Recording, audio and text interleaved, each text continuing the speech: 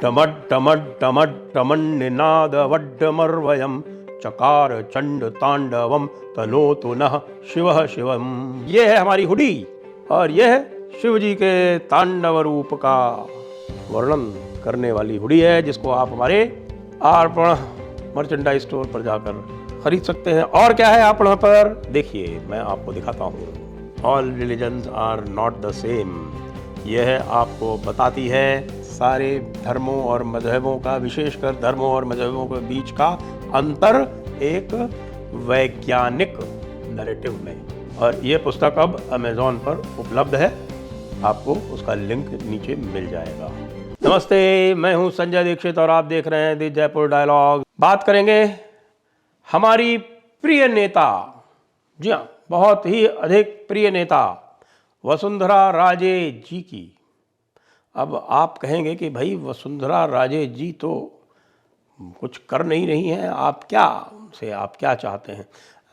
कर तो नहीं रही हैं, लेकिन नहीं करने में भी बहुत कुछ करना होता है। आपको पता है ना कि जो साइलेंस होता है ना, जो मौन होता है, वो भी बहुत महत्वपूर्ण होता है।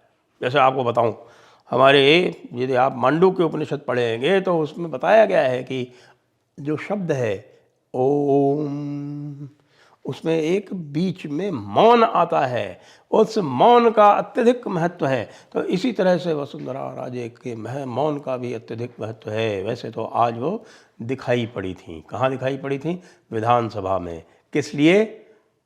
एमएलए की शपथ लेने के लिए, मात्र एमएलए की शपथ लेने के लिए वसुंधरा राजे जैसी नेत्री आती है तो वो भी महत्वपूर्ण हो जाता है। भाई पिछले 3-4 दिन से क्या, जब से यह देखिए 15, आज है 20, 15 दिसंबर को भजन लाल शर्मा ने मुख्यमंत्री पद की शपथ ली थी। उसके बाद से वसुंधरा राजे जी का कोई पता नहीं, वो अदृश्य हो गई, अंतर्ध्यान हो गई, क्या हो गया? लोग बाहर जाके देखते थे तो कह देते थे कि नहीं, महारानी साहिबा यहाँ नहीं है। अच्छा, तो अभी कहाँ है? लेखा विहार में है क्या? जानते हैं ना आप लेखा विहार? अरे वो कोई 10-20 एकड़ का उनका जो बना हुआ है वहाँ पर दिल्ली के बीचों बीच में, रिंग रोड के ऊपर, तो वो लेखा विहार में है। अच्छा भाई, तो लेखा विहार, लोग लेखा विहार में पता करने गए, होगा नहीं लेखा विहार में नहीं है, तो फिर कहाँ है? अब देखिए उनके तो इतने स्थान हैं कि वो कहीं भी हो सकती। धौलपुर पैलेस में होंगी। अच्छा भाई, धौलपुर पैलेस में, तो अब कहने का अर्थ ये है कि महारानी जो हैं वो लेखा विहार से लेकर 13 नंबर कोठी से लेकर और धौलपुर पैलेस के बीच में सीमित क्यों हैं? वो इसलिए हैं क्योंकि उन्होंने अपना जो हाथ था वो ओवर प्ले कर दिया। ओवर प्ले ऐसे कर दिया कि अब आप देख रहे हैं कि शिवराज सिंह चौहान भी थोड़े से भावनात्मक रूप से थोड़े से विचलित हुए थे और थोड़े भावपूर्ण हो गए थे, आपने देखा था। लेकिन उनके लिए बीजेपी के पास पूरा प्लान है। जो 3 नए मुख्यमंत्री बनाए गए, उसके लिए ये कहा जा रहा है कि अब बड़े बड़े लोग ये कह रहे हैं कि भाई ये देखिए, ये 3 मुख्यमंत्री बनाना जो है वो बीजेपी का ट्रम्प कार्ड हो गया। जो पूरा का पूरा जो जातीय जनगणना वाला मसला उठाया था कांग्रेस ने, वो तो ध्वस्त हुआ ही हुआ, और इसमें सोशल इंजीनियरिंग उल्टी भारतीय जनता पार्टी ने कर दी। अब क्या मुँह लेके हमारे कांग्रेस वाले जो हैं वो लोकसभा चुनाव में यहाँ उतरेंगे? लेकिन उससे भी अधिक महत्वपूर्ण है, यदि मैं राजस्थान का आपको उदाहरण दूं तो, कि ये जो नए मुख्यमंत्री हैं वो अपने दोनों उप मुख्यमंत्रियों को साथ लेके जा रहे हैं दिल्ली। जहां भी मिलने जा रहे हैं वहां उनको साथ लेके मिलने जा रहे हैं। ऐसा राजस्थान में कभी नहीं देखा गया। चाहे वो भैरव सिंह जी हों, चाहे वो अशोक गहलोत हों, चाहे वो वसुंधरा राजे रही हों, उन सबका एकमात्र ध्येय ये होना तो रहता था कि वो पूरे प्रदेश में ये संदेश दें कि अकेले उनका वर्चस्व चलता है। वर्चस्ववाद के हामी थे ये सभी। इसमें भी मैं ये कह सकता हूँ कि भैरव सिंह जी शेखावत तो फिर भी थोड़े मिलने जुलने में कोई बहुत ज़्यादा समस्या नहीं थी उनसे, और इस मामले में मिलने जुलने में वो सरल और सहज थे। लेकिन भाई अशोक गहलोत से मिलने के लिए तो आपको लंबे अपॉइंटमेंट्स लेने ही पड़ते थे, और लंबे अपॉइंटमेंट लेने के लिए आपको देवाराम सैनी से आपको उसके माध्यम से जाना ही पड़ता था, और देवाराम सैनी जो है वो आपसे कैसा व्यवहार करे वो आप कह नहीं सकते थे, वो चाहे मंत्री ही क्यों ना हो, क्योंकि मुख्यमंत्री तो अलग और उनका जो प्यादा था वो उनसे भी बड़ा था। इसी तरह से भाई यदि आपको वसुंधरा राजे से मिलना है तो भाई आप सोचिए, एमएलएज को भी 6-6 महीने लग जाते थे, और कई अधिकारी जो थे उनको यदि मिलना हो किसी व्यक्तिगत कार्य के लिए या कुछ कोई रिक्वेस्ट करनी हो, कोई कुछ और करना हो, यहाँ तक कि कोई सरकारी कार्य से भी मिलना हो, तो 6 महीने साल भर कोई ख़ास बात नहीं थी। ये इतना अपना दबदबा, रुतबा, रौब ये बना के रखते थे। और यहाँ नए मुख्यमंत्री हैं, वो एक बड़े सहज रूप में सभी जगह जा रहे हैं, किसी भी गाड़ी में बैठ जा रहे हैं, और अपने उप मुख्यमंत्रियों को, जहाँ तक आप देखिए कि उप मुख्यमंत्री सचिन पायलट थे तो उनको कहीं पास नहीं फटकने दिया अशोक गहलोत ने। और यहाँ ये नया नया मुख्यमंत्री जो बना है वो दोनों मुख्यमंत्रियों को साथ लेके अपने राजकीय विमान में साथ लेके दिल्ली जा रहा है, और नया उप मुख्यमंत्री जिनसे भी भेंट कर रहा है, राष्ट्रपति से, उपराष्ट्रपति से, प्रधानमंत्री से, लोकसभा अध्यक्ष से, राज्यसभा अध्यक्ष से, केंद्रीय मंत्रियों से, उन सब में सारे तीनों साथ साथ जा रहे हैं। तो भाई ऐसे में वसुंधरा राजे जी क्या करेंगी? यही करेंगी जो कर रही हैं, यानी कि कोप भवन में रहेंगी।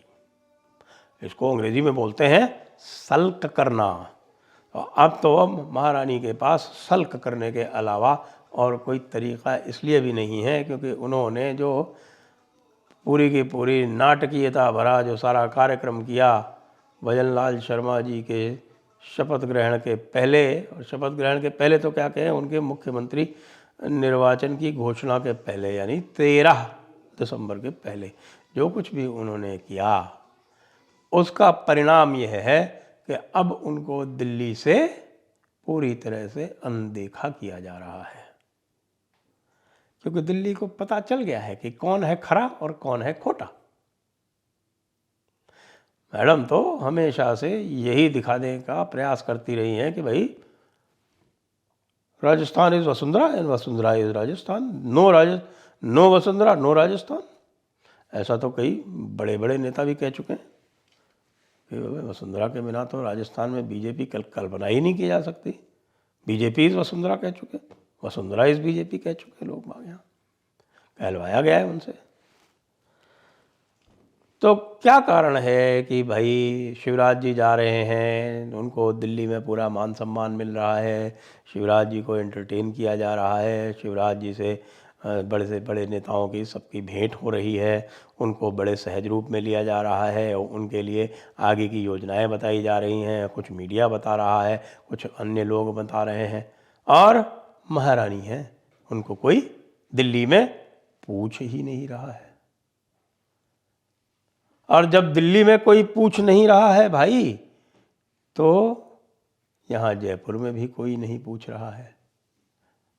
आज विधानसभा में देखने लायक नज़ारा था, महारानी गलियारे में थी तो उनके स्टाफ के अलावा कोई साथ में नहीं था। और मुख्यमंत्री तो मुख्यमंत्री होता है भाई, जब मुख्यमंत्री थे तो मुख्यमंत्री के साथ में तो पूरा जो लवाजमा चलता है वो तो चलता ही था। लेकिन जब महारानी चलती थी विधानसभा में, सचिवालय में, अपने कार्यालय में, एक ठसका होता था, ठसका। दूर दूर से लोग घबरा के हट जाते थे, अरे महारानी साहिबा आ रही हैं, कहीं उनकी वक्र दृष्टि न पड़ जाए, वक्र दृष्टि पड़ गई तो पता नहीं कहीं हम भस्म न हो जाएं। बाप रे बाप, लोग आतंकित रहते थे। अरे भाई आप मुख्यमंत्री थीं कि आप आतंक का पर्याय थीं। लेकिन अब तो भाई सरल सहज भजनलाल जी आ गए हैं, तो महारानी को सब केवल केवल, जी हाँ, 7 दिन के अंदर सब भूल गए हैं। किसी भी महारानी के कार्यकाल का, किसी भी महारानी के ठसके का, किसी भी महारानी के नक्शे का ऐसा अंत तो नहीं होना चाहिए था ना। लेकिन भाई बात तो वही है, बात तो वही है कि भाई बोए पेड़ बबूल का तो आम कहाँ से खाए। इसलिए महारानी जी के ऊपर हम आपको समाचार लगातार देते रहेंगे, आप लोग देखते रहें दी जयपुर डायलॉग्स। और अंत में फिर से याद दिला दूं, all religions are not the same, खरीदना न भूलें। जय हिंद, जय भारत, वंदे मातरम।